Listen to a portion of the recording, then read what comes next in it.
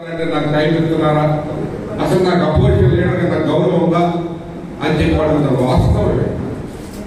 ఈ ప్రజాస్వామ్యానికి కొత్త భాషలు చెప్తున్నారు. భారత రాజ్యాంగానికి, అంబేద్కర్ రాజ్యాంగానికి విరుద్ధమైనటువంటి నడవడిక ఈ రాష్ట్రంలో కొనసాగుతా ఉంది. దేశంలో కూడా ఆయన కూడా నరేంద్ర మోడీ గారు అంటున్నారు వెలిగిపోతుందంట భారతదేశం, ఎక్కడో వెలిగిపోతుందంట. మతతత్వ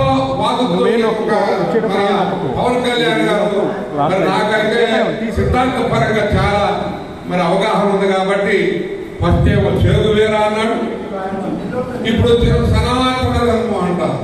చేదు వేరాకి సనాతన ధర్మానికి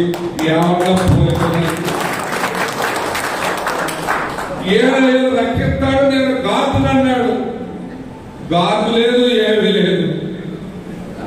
పవన్ కళ్యాణ్ గుట్టి వీరాలు మాటలు మాట్లాడి యూత్ను రెచ్చగొట్టి ఓట్లు వేపించుకొని మోసం చేశాడని చెప్పి నేను చెప్పగలుగుతాను. ఎందుకంటే ఈ రోజు ప్రజాస్వామ్యానికి ద్రోహం జరుగుతూ ఉంటే అయినా ఏ సంక్షేమ పథకాలు వేయండి, నేను సంక్షేమ పథకాలు అమలు చేస్తాను, నేను హామీగా ఉంటానని చెప్పినటువంటి పవన్ కళ్యాణ్ గారు ఈరోజు జోలింపాలి.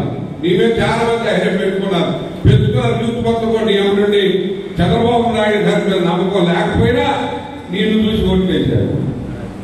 ఓట్లేసి గెలిపించిన తర్వాత బోడి మల్లయ్య స్వామి అయింది. ఏమిటండి మాట్లాడు, 57 నిండినటువంటి ప్రతి ఒక్క ఎస్సీ, ఎస్టీ, బీసీ, మైనార్టీకి 4,000 రూపాయలు పెంచుతున్నారు. ఎవరికి ఇచ్చారండి? ఎవరికైనా ఇస్తున్నారని ప్రామిస్ చేస్తున్నారా? ఏమన్నా చూపిస్తున్నారా? దగ్గర లేదా డేట్ పెట్టారా? ఏమన్నా నీ మొత్తం కూడా చెప్పారు 1500 అంటే ఏమో చెప్పాను నీకు 15,000